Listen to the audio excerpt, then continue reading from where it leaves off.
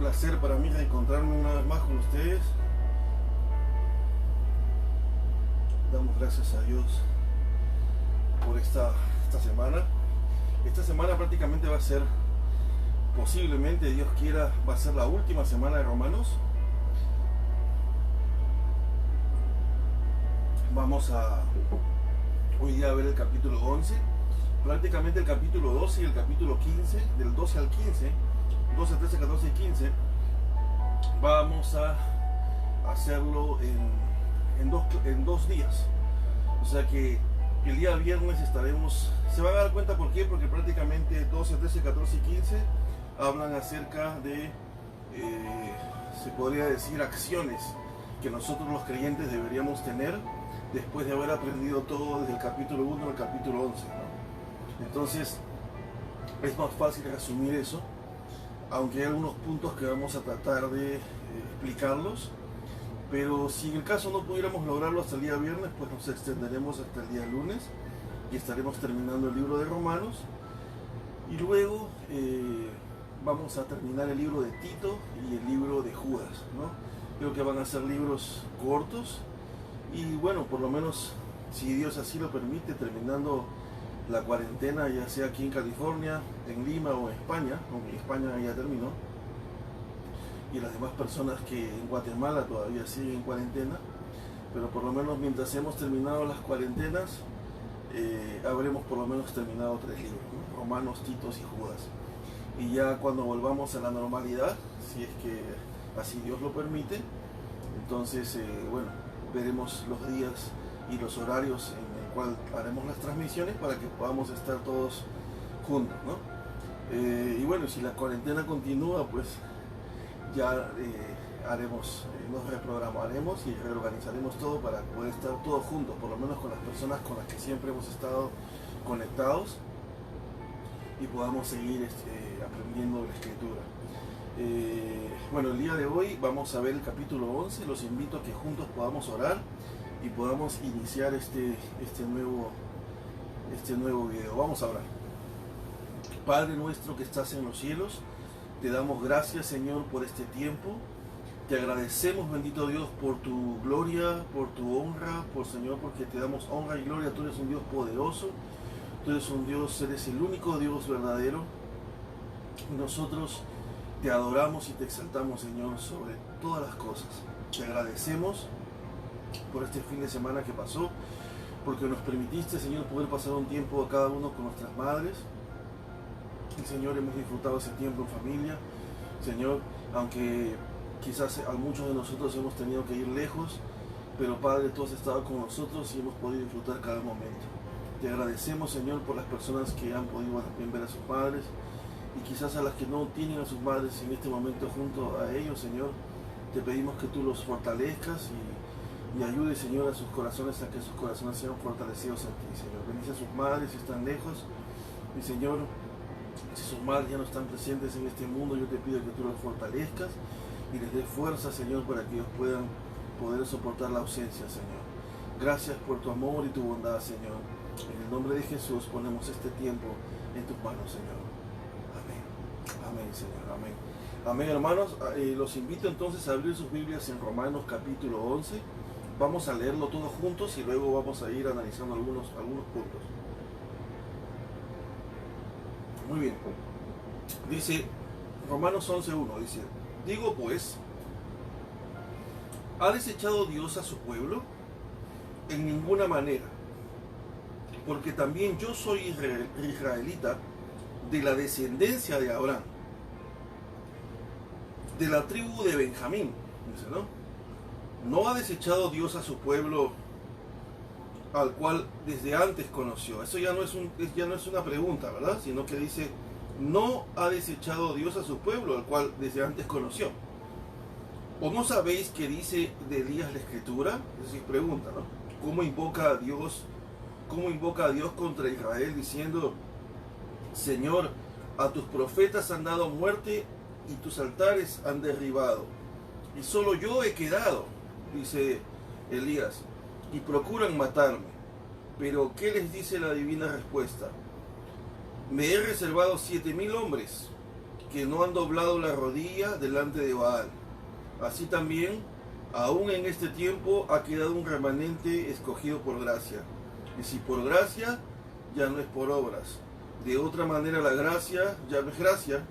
Y si por obras, ya no es gracia. De otra manera la obra ya no es obra. ¿Qué pues? Lo que buscaba Israel no lo ha alcanzado, pero los escogidos. Pregunta, ¿no? Dice, ¿qué pues? Pregunta. Lo que buscaba Israel no lo ha alcanzado, pero los escogidos sí lo han alcanzado, y los demás fueron endurecidos. Como está escrito, Dios les dio espíritu de estupor, ojos con que no vean y oídos con que no oigan, hasta el día de hoy. Y David dice, se ha vuelto su convite, dice, en trampa y en red, en tropezadero y en retribución. Se han oscurecido sus ojos para que no vean, y agóbiales la espalda para siempre.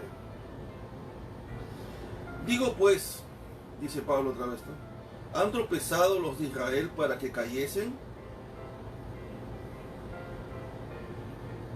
En ninguna manera, pero por su transgresión vino la salvación a los gentiles, para provocarles a celos. Y si su transgresión es la riqueza del mundo, y su defección la riqueza de los gentiles, ¿cuánto más su plena restauración? Porque a vosotros hablo, gentiles, por cuanto yo soy apóstol a los gentiles, honro mi ministerio, por si en alguna manera pueda provocar a celos a los de mi sangre y hacer salvos a algunos de ellos. Porque si su exclusión es la reconciliación del mundo, ¿qué será su admisión, sino vida de entre los muertos? Si las primicias son santas, también lo es la masa restante. Y si la raíz es santa, también lo son las ramas. Pues si algunas de las ramas fueron desgajadas, y tú, siendo olivo silvestre, has sido injertado en lugar de ellas, y has sido hecho participante de la raíz y de la rica savia del olivo, no te jactes contra las ramas. Y si te jactas, sabe que no sustentas tú a la raíz, sino la raíz te sustenta a ti. Pues las ramas dirás, fueron desgajadas para que yo fuese injertado. Bien, por su incredulidad fueron desgajadas, pero tú por la fe estás en pie. No te ensoberbezcas, sino teme, porque si Dios no perdonó a las ramas naturales, a ti tampoco te perdonará. Mira pues la bondad y la severidad de Dios. La severidad ciertamente con los que cayeron, pero la bondad para contigo. Si permaneces en esa bondad, pues de otra manera tú también serás cortado. Y aún ellos, si no permanecieron en incredulidad, serán injertados, pues poderoso es Dios para volverlos a injertar. Porque si tú fuiste cortado del que por naturaleza es olivo silvestre, y contra naturaleza fuiste injertado en el buen olivo, ¿cuánto más estos que son las ramas naturales serán injertados en su propio olivo? Porque no quiero, hermanos, que ignoréis este misterio, para que no seáis arrogantes en cuanto a vosotros mismos, que ha acontecido a Israel endurecimiento en parte, hasta que haya entrado la plenitud de los gentiles. Y luego todo Israel será salvo, como está escrito. Vendrá de Sión el libertador, que apartará de Jacob la impiedad, y este será mi pacto con ellos, cuando yo quite sus pecados. Así que en cuanto al Evangelio, son enemigos por causa de vosotros, pero en cuanto a la elección, son amados por causa de los padres. Porque irrevocables son los dones y el llamamiento de Dios, pues como vosotros también en otro tiempo erais desobedientes a Dios, pero ahora habéis alcanzado misericordia por la desobediencia de ellos. Así también estos ahora han sido desobedientes, para que por la misericordia concedida a vosotros, ellos también alcancen misericordia. Porque Dios sujetó a todos en desobediencia para tener misericordia de todos. Oh profundidad de las riquezas de la sabiduría y de la ciencia de Dios, cuán insondables son sus juicios e inescrutables sus caminos. Porque ¿quién entendió la mente del Señor? ¿O quién fue su consejero? ¿O quién le dio a él primero para que le fuese recompensado? porque de Él y por Él y para Él son todas las cosas. A Él sea la gloria por los siglos de los siglos. Amén. Hermanos, este es un tema, es un capítulo interesante. Sin embargo, como se los he dicho en la mayoría de los videos, no podemos entender un capítulo o un texto fuera del contexto, ¿no? Y más nosotros que ya hemos estudiado los capítulos 1, 2, 3, 4, 5 hasta el número 10. Entonces tenemos todo ese contexto de los 10 capítulos anteriores para poder comprender los capítulos siguientes. Entonces, una de las cosas interesantes que me preguntaron por WhatsApp, y quiero mencionarlo, ¿no?, mientras tenemos el tiempo, porque el capítulo 11 voy a tratar de hacer un pequeño resumen para que pueda ser fácil de comprender. Me hicieron algunas preguntas por WhatsApp que pienso que tengo que responderlas, puesto que están relacionadas con el capítulo 11, que habla acerca de la elección de los gentiles y de la elección de Israel. Y es que alguien por ahí me preguntó primero acerca de la postura arminiana y la postura calvinista, ¿no?, acerca de la predestinación, ¿no? Y es que, ¿cómo se llama? Es que la pregunta fue acerca de que si existían más razones para creer en la calvinista y menos razones para creer en la postura arminiana, o a lo mejor había un equilibrio entre las dos, ¿no? Y es que, bueno, lo interesante de esto, hermanos, es que hay un argumento sólido, y por ejemplo se presenta en la teología reformada. Uno de sus grandes ponentes es R.C. Sproul, y él plantea un argumento interesante, ¿no? Por ejemplo, si nosotros nos vamos al capítulo 9, cuando dices, cuando vamos al versículo 10, por ejemplo, ¿no? Vamos desde el 8, ¿no? Cuando dice, esto es, no los que son hijos según la carne son los hijos de Dios, ¿se acuerdan de eso, no? Sino que son aquellos que son según la promesa contados como descendientes. Habíamos mencionado de que la soberanía de Dios se veía en que los descendientes de Isaac iban a ser los considerados descendientes de Abraham, ¿no? No los de Ismael. Pero habíamos visto aquí que porque cuando se van al versículo 9 dice, porque la palabra de la promesa es esta. En el capítulo 9, versículo 9 dice, porque la palabra de la promesa es esta: por este tiempo vendré y Sara tendrá un hijo, ¿no? Y luego en el versículo 10 dice, y no solo esto, sino también cuando Rebeca concibió de uno, de Isaac, nuestro padre, pues no habían nacido ni habían hecho aún ni bien ni mal para que el propósito de Dios conforme a la elección permaneciese, ¿ok? No por las obras, sino por el que llama. Entonces, si analizamos este texto en la teología reformada se considera como un texto que podría prácticamente contrarrestar la postura arminiana, ¿no?, de que necesariamente el ser humano que el hombre no ha sido predestinado para salvación y que solamente depende 100% de la decisión del hombre de escoger a Jesús, ¿no? Y que por lo tanto pues Dios ha muerto por todos, ¿no? Y al haber muerto por todos en el mundo, lo único que el hombre tiene que hacer es decidir escoger a Jesús. Esa postura prácticamente es eliminada con este argumento que Pablo presenta, ¿no? Y que lo más curioso es que Pablo presenta un argumento que parece ser, ojo, no quiero, a mí no me gusta, como siempre les digo, las posturas, ¿no? Nosotros somos creyentes y seguimos la escritura, ¿no? Y por lo tanto no me gustaría decir que soy fan de los calvinistas o fan de los arminianos, porque caería en idolatría, ¿no? O sea, por decirlo así, ¿no? Caeríamos como en idolatría y estaríamos siguiendo hombres, ¿no? Nosotros no podemos seguir hombres, tenemos que seguir a Jesús y lo que la escritura dice, ¿no?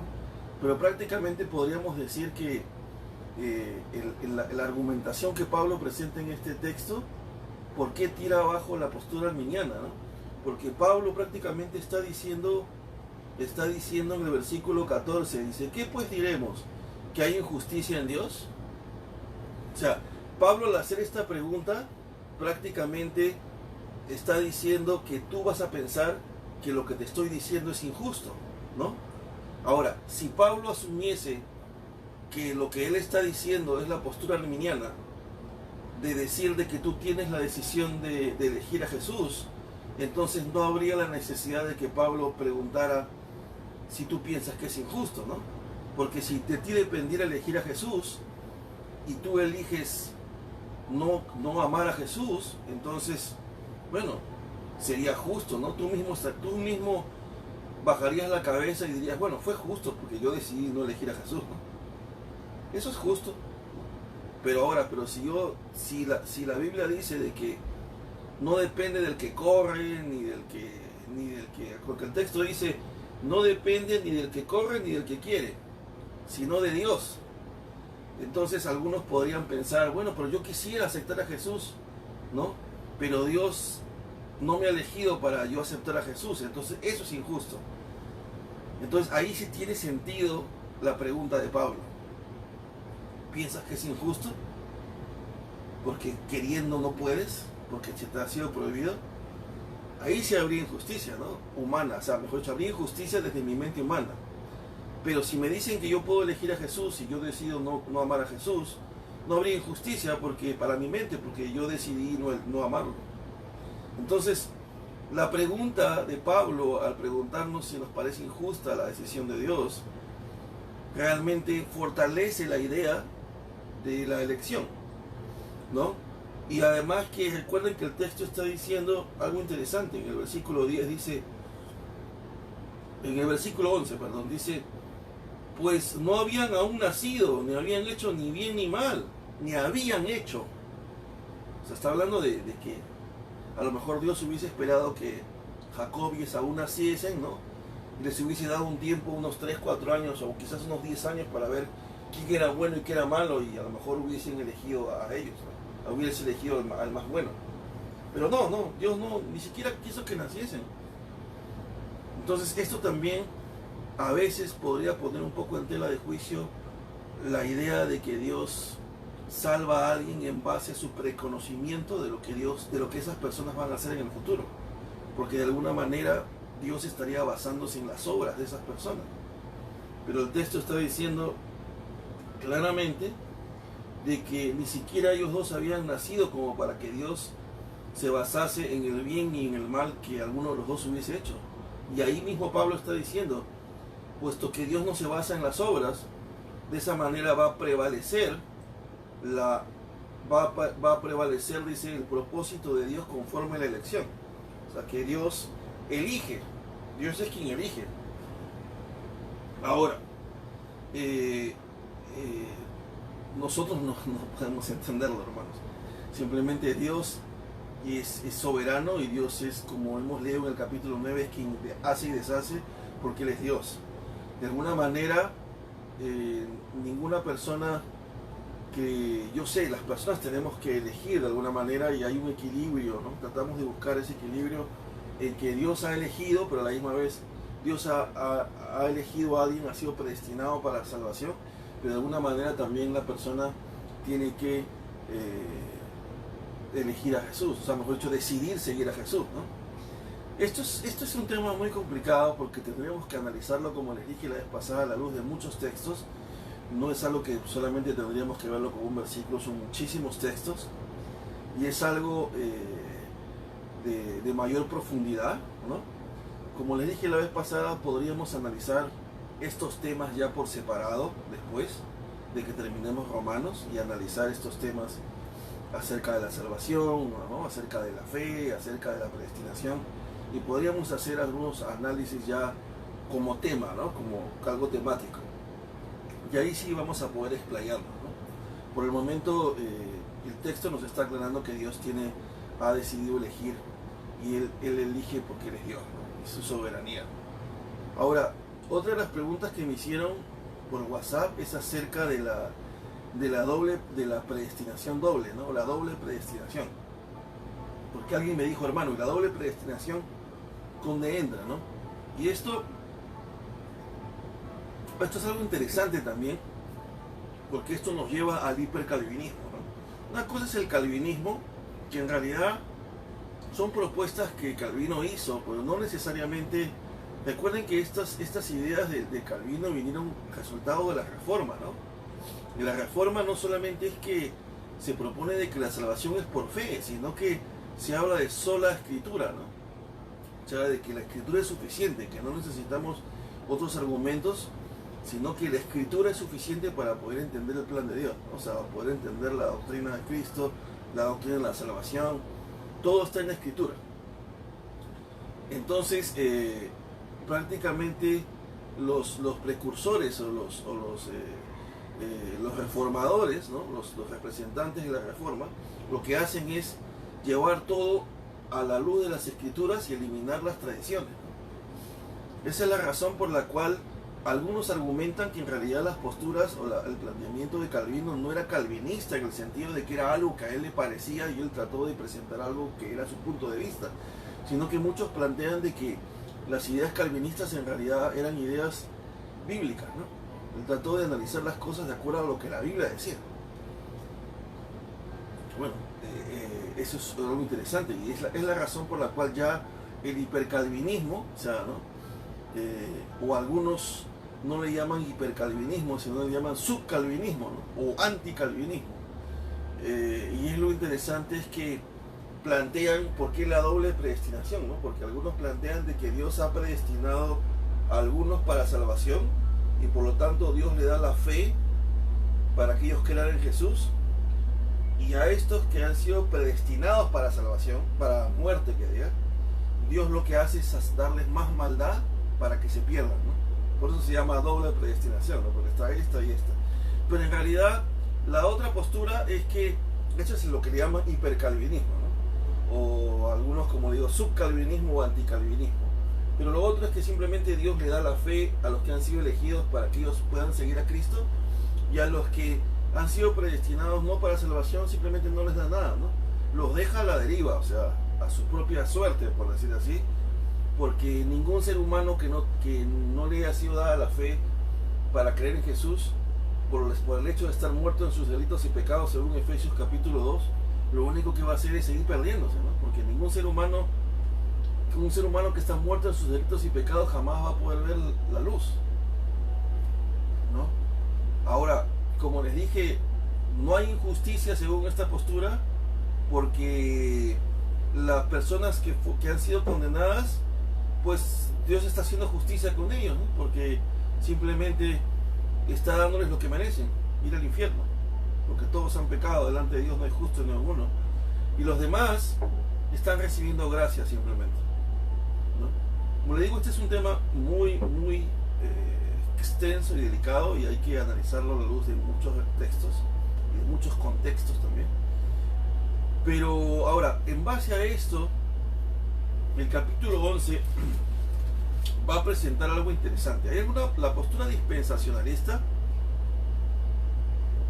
les digo esto porque va a haber gente que va a mencionarles esto, hablan de que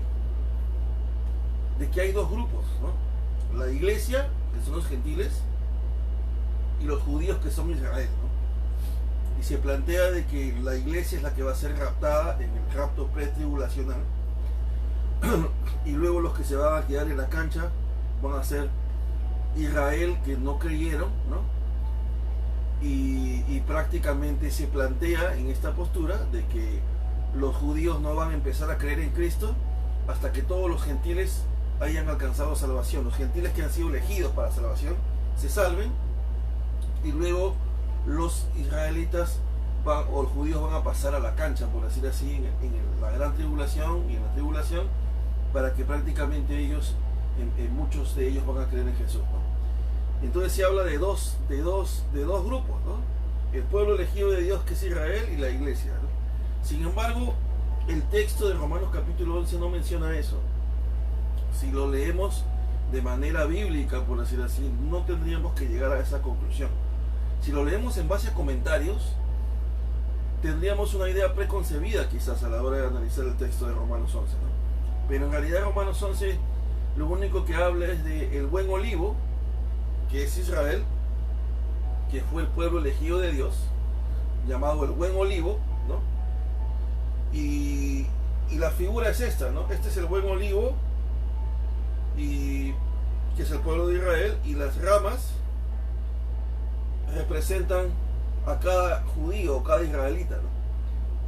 Entonces, lo que la figura está diciendo es de que aquellos judíos que no decidieron aceptar el sacrificio de Cristo, o que no decidieron seguir a Cristo, o no decidieron aceptar la oferta de Dios de creer en Jesús, serán desgajados. O sea, Dios los sacará de Israel, del pueblo elegido, ¿no? Los va a sacar. Y aquellos gentiles que hayan decidido creer en Jesús, los va a coger como ramas y las va a injertar en el buen olivo. Pero cada gentil viene de otro olivo, un olivo silvestre, ¿no? Y los olivos silvestres, pues, nadie los ve, ¿no? Tan sueltos, por decir así, son silvestres, nadie los cuida, nadie los poda, ¿no? Pero este es el buen olivo. Entonces Dios va a coger a los gentiles que han decidido creer en Jesús y los va a injertar en el buen olivo. O sea, los va a injertar a Israel. Por eso es que Romanos capítulo 9 dice que está hablando de que nosotros somos descendientes de Abraham por la fe, ¿no? Por la promesa.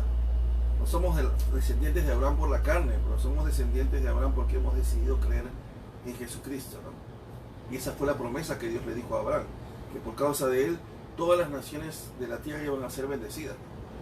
Entonces, lo interesante de esto es entender esto. O sea, no es que hayan dos grupos, sigue siendo uno solo, el buen olivo. Pero las ramas injertadas del olivo silvestre son injertadas aquí y somos los gentiles. Que Dios nos ha injertado al buen olivo.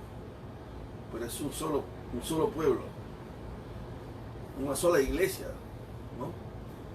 Entonces, esto es interesante, ¿no? Porque recuerden de que las imágenes y las figuras del Antiguo Testamento, a través de los ritos y todo, van a tomar sentido a través de Jesús en el Nuevo Testamento, ¿no?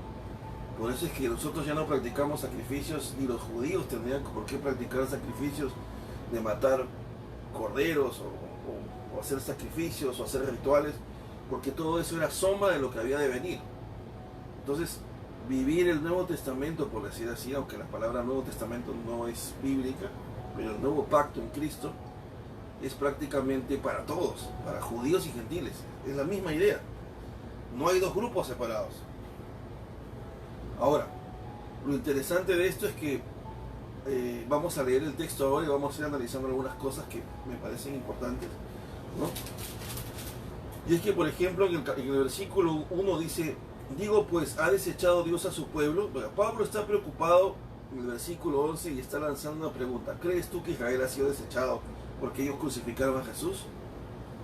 Y Pablo dice: en ninguna manera. Y otra vez es enfático, dice: no, Israel no ha sido desechado, porque también yo soy israelita, ¿no? De la descendencia de Abraham, de la tribu de Benjamín. O sea, Pablo está diciendo: si Israel no hubiese sido desechado, yo no sería salvo. Yo no estaría hablándote ahorita, yo no he sido desechado. Y dice: no ha desechado Dios a su pueblo, dice, al cual desde antes conoció. ¿O no sabéis que dice de Elías la Escritura, como invoca a Dios contra Israel, diciendo: Señor, a tus profetas han dado muerte y tus altares han derribado, y solo yo he quedado y procuran matarme? Pero, ¿qué le dice la divina respuesta? Me he reservado 7,000 hombres que no han doblado la rodilla delante de Baal. Así también aún en este tiempo ha quedado un remanente escogido por gracia. Y si por gracia, ya no es por obras. De otra manera, la gracia ya no es gracia. Y si por obras ya no es gracia, de otra manera la obra ya no es obra. Bueno, prácticamente el texto nos está diciendo de que de la misma manera como no todos los gentiles van a ser salvos, y algunos Dios los ha elegido para salvación y otros no, de la misma manera en Israel va a haber un grupo, un remanente que va a ser salvo por causa de Cristo, por la fe, o sea, por gracia, y va a haber un grupo que no. O sea, no todo Israel va a ser salvo, porque no todos decidieron creer en el nuevo pacto que es Jesús. Entonces esto es interesante. Recuerden que no podemos cambiar la verdad, ¿no? La verdad dice que vamos a ser salvos por causa de Cristo, por creer en Cristo y por gracia. Y recuerden que esto es una verdad importante, que no puede ser verdad para un grupo y verdad para otro. Somos un solo grupo. Bien. Ahora, versículo 7 dice, ¿qué pues? Lo que buscaba Israel no lo ha alcanzado, pero los escogidos sí lo han alcanzado. O sea, obviamente la idea hubiese sido lo ideal de que todo Israel se salvara, pero los que han sido escogidos son los que se han salvado. Han alcanzado, dice, lo que buscaba Israel. Y los demás fueron endurecidos. Como está escrito, Dios le dio espíritu de estupor, ojos con que no vean y oídos con que no oigan. Hasta el día de hoy. O sea, por eso dice, les ha sido dado, les ha sido impedido oír e impedido mirar, ¿no? Versículo 9 dice, y David dice, se ha vuelto su convite entre trampa y red, en tropezadero y en retribución. Se han oscurecido sus ojos para que no vean y agóbiales la espalda para siempre. Esto es interesante, ¿no? O sea, realmente es interesante y duro, ¿no? Para nosotros como seres humanos, pero como dijo Pablo, ¿quiénes somos nosotros para altercar con Dios, ¿no? Es difícil comprender esto cuando nosotros lo pensamos en nuestra mente humana, ¿no? Pero si nosotros tratamos y hemos entendido la Biblia desde el comienzo y comprendemos lo que Dios ha hecho y entendemos los atributos de Dios, pues, y hemos aprendido a tener temor y reverencia de Dios, tenemos que aceptar la voluntad de Dios. Y como les dije la vez pasada, esto no significa que nosotros vamos a dejar de predicar, ¿no? Porque nosotros no somos Dios. Nosotros no podemos saber si esta persona será salva o no, o esta es salva o no. Nosotros no tenemos esa capacidad. A nosotros se nos ha dado una orden o un mandato y es predicar.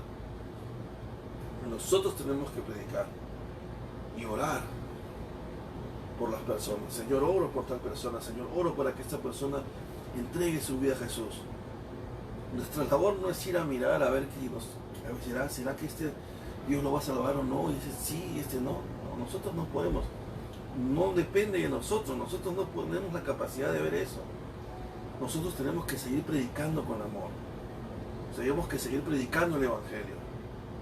Llorando por las personas. Para que esas personas puedan en su corazón decidir aceptar la oferta de Dios a través de Jesús. Y nuestra labor es orar por esas personas, hablarles de Jesús, hablarles de la palabra de Dios. Porque la fe viene por el oír y el oír de la palabra de Dios. Y así que esa es nuestra labor.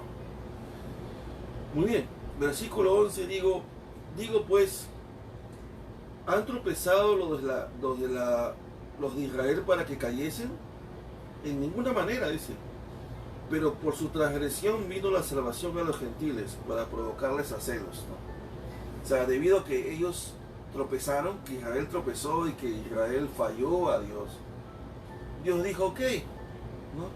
Te voy a provocar a celos, Israel, ya que tú no me has valorado, ya que tú no me has amado, ya que tú no has respondido a mi amor por ti, a todas las bendiciones que yo te he querido dar, pero no las has sabido valorar. Yo te voy a provocar a celos, pero te voy a provocar a celos con los gentiles. ¿No? Por eso el texto dice, pero por la transgresión de Israel vino la salvación a los gentiles, para provocarles a celos. Y su transgresión es la riqueza del mundo, claro, porque debido a que Dios intenta sacarle celos a Israel por la infidelidad de Israel, es que la salvación llega a todo el mundo. Por eso dice, la transgresión de Israel es la riqueza del mundo, y su defección la riqueza de los gentiles, ¿no? ¿Cuánto más su plena restauración? Porque a vosotros hablo, gentiles, por cuanto yo soy apóstol a los gentiles, honro mi ministerio, por si en alguna manera pueda provocar a celos a los de mi sangre y hacer salvos a algunos de ellos. Porque si su exclusión es la reconciliación del mundo, ¿qué será su admisión si no vida de entre los muertos? Y eso es interesante, ¿no? Porque recuerden, o sea, esa es la misma emoción que nosotros tenemos cuando pensamos en viajar a Israel, ¿no? Todo aquel que ha pensado en viajar a Israel o caído a Israel, llegas a esas tierras, wow, o sea, te quedas asombrado porque dices, por acá caminó Jesús, por acá estuvieron los apóstoles, aquí nació Jesús, aquí predicó Elías. O sea, es una bendición estar en el lugar donde tú sabes que sucedieron las cosas. De la misma manera, en los capítulos anteriores, en base a ese contexto, podemos ver el privilegio que tuvo Israel, ¿no? O sea, de participar no solo en los ritos del templo, sino que pudo ver la gloria de Dios, fueron adoptados por Dios, o sea, tuvieron tantas bendiciones, la ley, ¿no?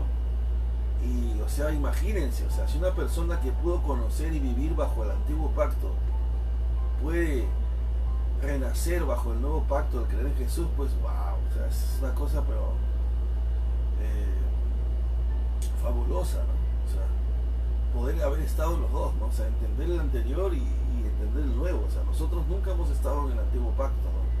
O sea, nunca hemos vivido bajo ese antiguo pacto. O sea, nosotros no hemos tenido que hacer sacrificios, porque ni aún siendo inconversos hemos hecho sacrificios, no hemos tratado de vivir bajo la Torá o la ley de Dios, ¿no? Hemos vivido sin ley simplemente, ¿no? Pero qué interesante debe haber sido haber vivido en la ley y tratar de cumplir todos los ritos y todos los procedimientos y saber que no pudiste alcanzar salvación, y de pronto te presentan a Jesús y dices, mira, a través de él representa todo lo que hiciste antes, a través de imágenes y de símbolos, y de pronto ahora reconoces a Jesús, wow, o sea, es como que es una bendición, ¿me entienden lo que trato de decir? Es como que, todo lo que hice acá tiene cumplimiento aquí.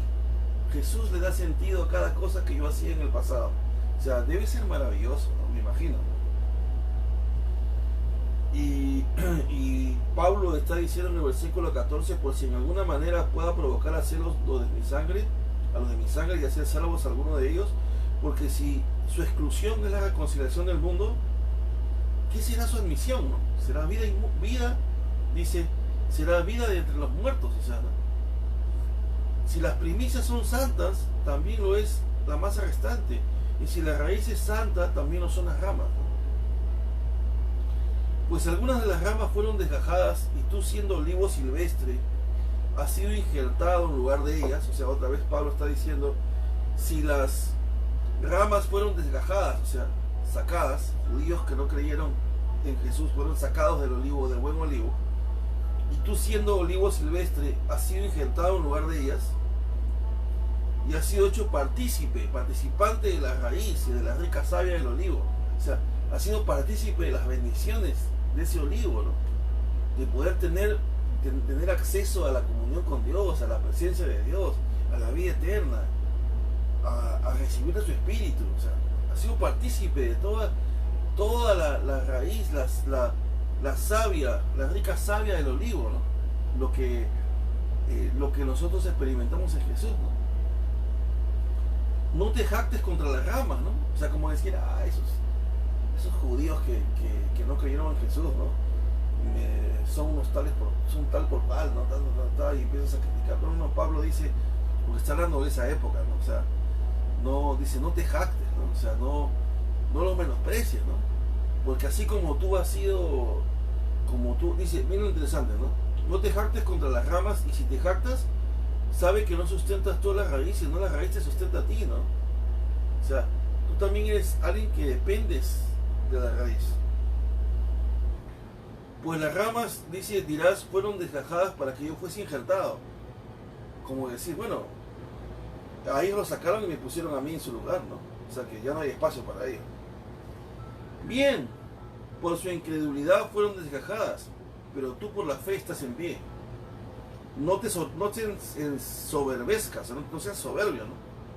Sino teme, porque si Dios no perdonó a las ramas naturales, o sea, si a las que realmente fueron elegidas desde un comienzo no las perdonó, a los que fallaron y los que no quisieron servir a Dios por fe, no las perdonó, a ti tampoco te perdonará, ¿no? Mira pues la bondad y la severidad de Dios. La severidad ciertamente para con los que cayeron, pero la bondad para contigo, ¿no? Dios tuvo bondad con nosotros al injertarnos en el olivo, ¿no? Si permaneces en esa bondad, pues de otra manera tú también serás cortado, ¿no? Y aquí habla de una perseverancia, ¿no? O sea, la pregunta es, ¿realmente estás dispuesto a permanecer en el olivo, a aceptar la oferta de Dios a través de Jesús, ¿no? Y esto también es un tema interesante, ¿no? Porque la Biblia dice, o sea, no porque, o sea, estuvo en medio nuestro con nosotros, pero no era de nosotros, ¿no? Y ahí se refiere a Judas, ¿no? Judas estuvo con los apóstoles y con Jesús durante 3 años, ¿no? En el ministerio. Sin embargo, Judas parecía ser cristiano, ¿no? Pero en realidad Judas no fue cristiano. Judas nunca fue un verdadero creyente, o sea, esa es la razón por la cual Judas al final actuó como actuó, ¿no? Porque, o sea, recuerden de que habíamos hablado que si confiesas con tu boca que Jesús es el Señor, y la palabra en griega ahí era homologueo, ¿no? Y habíamos dicho en el capítulo 10 de que homologueo tiene que ver con confesar lo mismo que Dios piensa de Cristo, ¿no? Y Judas no confesó lo mismo, ¿no? Porque Judas no tenía la misma idea de Jesús. Judas no entendió que Jesús había venido a morir en una cruz y que a través de creer en Él íbamos a poder alcanzar la vida eterna, ¿no? Muchos historiadores plantean de que Judas esperaba de que Jesús sea un caudillo, ¿no? Que peleara, que levantara a todos en protesta contra Roma y que pelearan físicamente para sacar a Roma de esa tiranía, ¿no? O sea, liberarse de la tiranía de Roma, ¿no? Y quedar como un pueblo libre y volver a ser un país libre.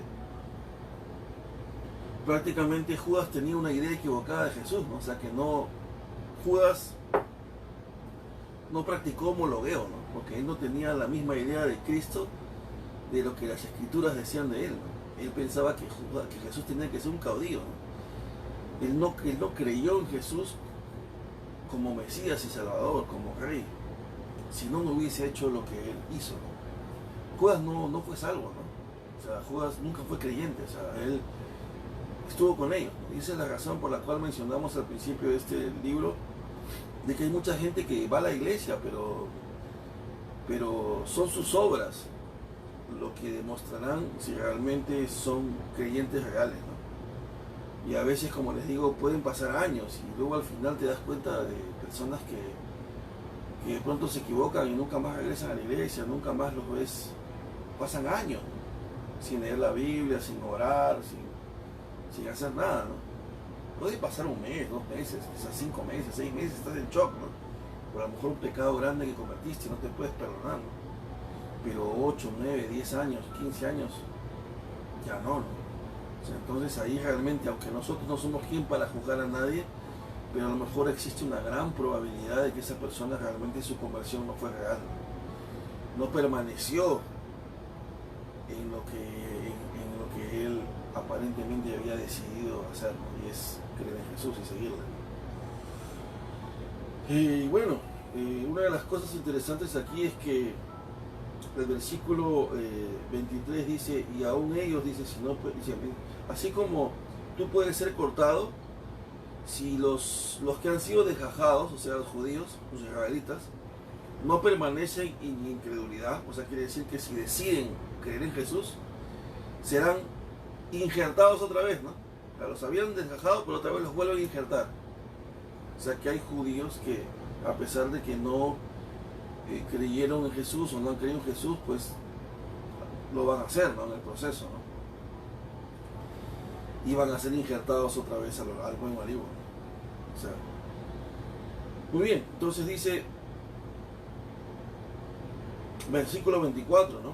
Porque si tú fuiste cortado del que por naturaleza es olivo silvestre y contra naturaleza fuiste injertado en el buen olivo, ¿cuánto más estos, o sea, los israelitas, ¿no? Que son las ramas naturales, serán injertados en su propio olivo, o sea, de nuevo, ¿no? Volverán a ser injertados en su propio olivo, ¿no? Son compatibles, por decir así, ¿no? Tú perteneces a un olivo silvestre, ¿no? Y te van a sacar ramas de ahí, te van a injertar en el olivo, en el buen olivo, ¿no? Pero si han podido lograr hacer eso, sabiendo de que tú perteneces a un olivo diferente, o sea, nosotros, los gentiles, ¿cuánto más será más fácil reinjertar una rama que le pertenece al buen olivo, pero que se le da esa oportunidad de regresar a través de Jesús? Muy bien, versículo 25, ¿no? Porque no quiero, hermanos, que ignoréis este misterio, dice, para que no seáis arrogantes en cuanto a vosotros mismos, o sea, no seáis arrogantes, o sea, ¿no? Dios le ha dado la oportunidad a Israel de arrepentirse, y van a haber muchos que les va a tomar su tiempo, pero van a volver al olivo, ¿no? Otros no, ¿no? Y dice, ¿no? No ignoréis este misterio para que no seáis arrogantes en cuanto a vosotros mismos, ¿no?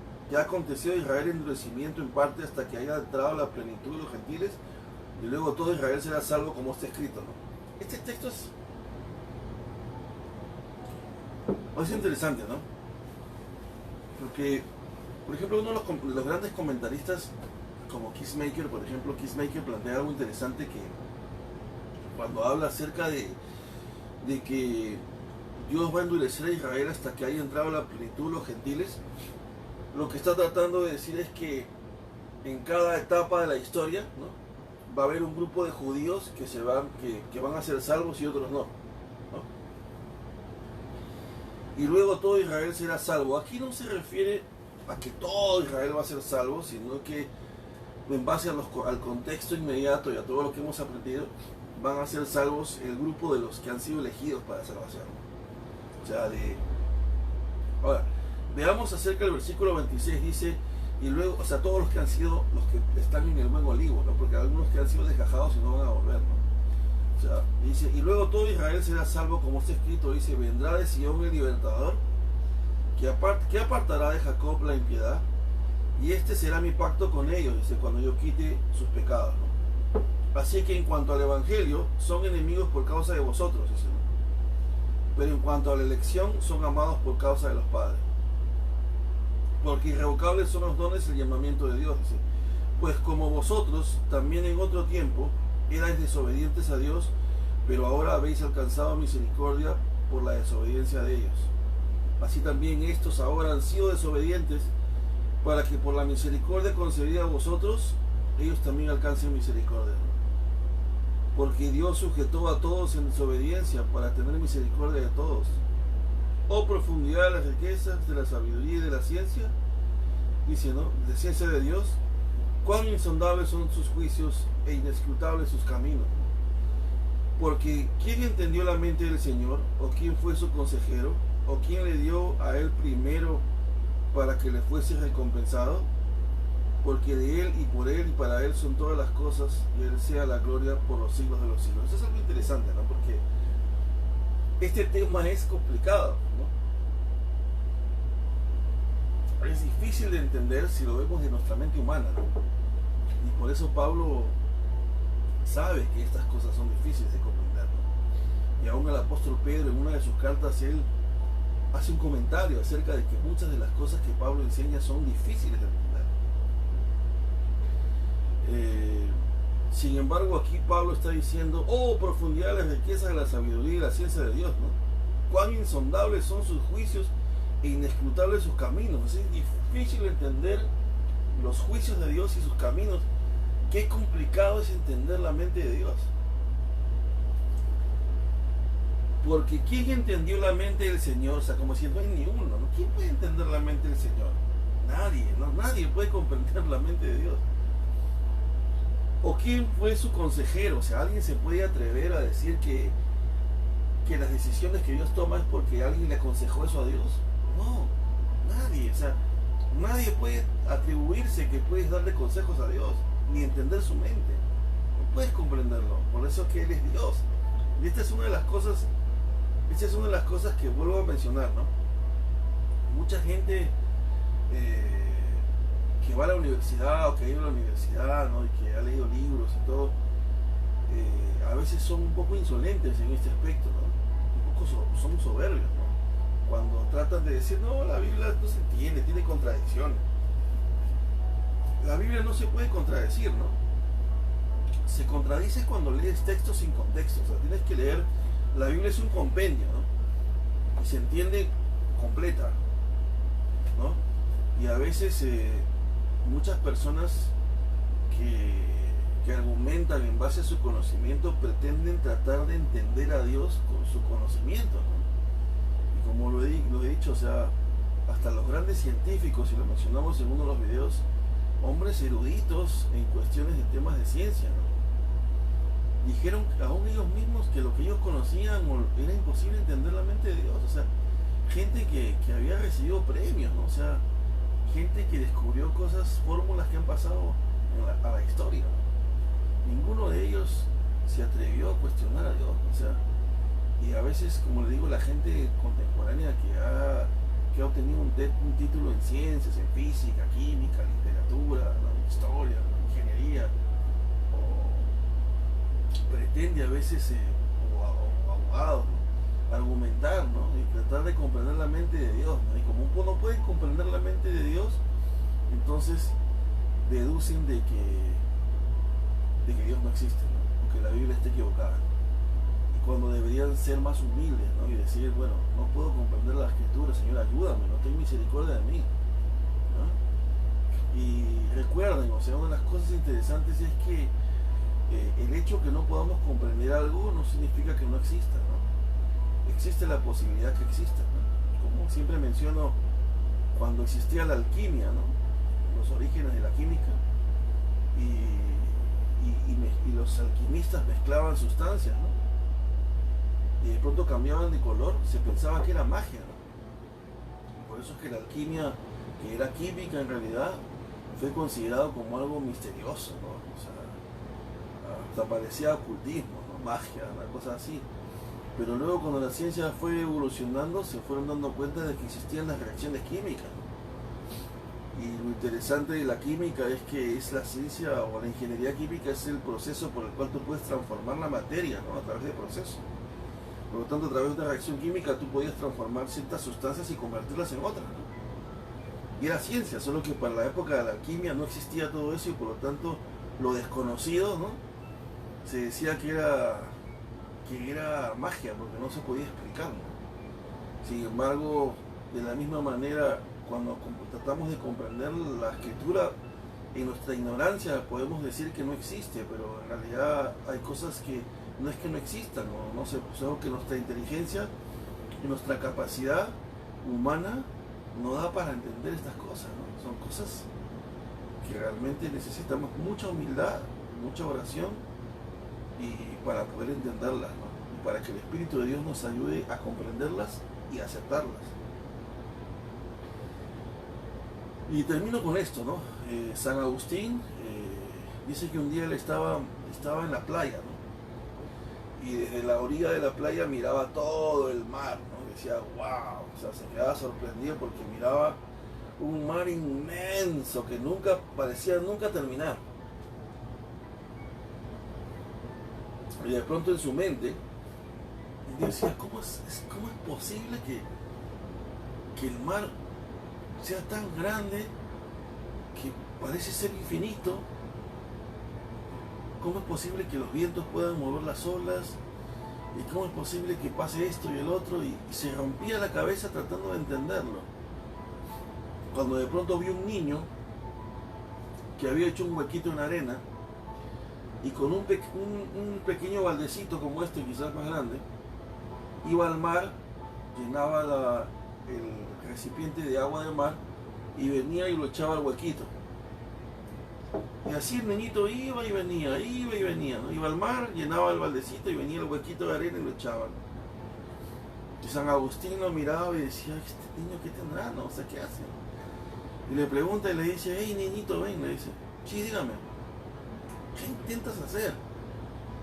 Bueno, le dice, quiero meter todo el agua que está ahí en este huequito, todo ese mar. Y San Agustín le dijo, niño, ¿estás loco? Le dice, ¿cómo se te ocurre que vas a meter todo ese mar en este huequito? Entonces, según cuenta, él tuvo una iluminación en su mente, ¿no? Dijo, ¿verdad, no? Yo estoy haciendo lo mismo, ¿no? ¿Cómo puedo pretender meter toda la inmensidad de Dios en este huequito? No puedo. No puedes entender. Entonces, demos gracias a Dios. O sea, en realidad, hasta hoy podemos decir que ya hemos terminado la parte argumentativa, ¿no? O sea, la parte más complicada del libro de Romanos. Hermanos, que Dios los bendiga. Ha sido un placer para mí encontrarme otra vez con ustedes.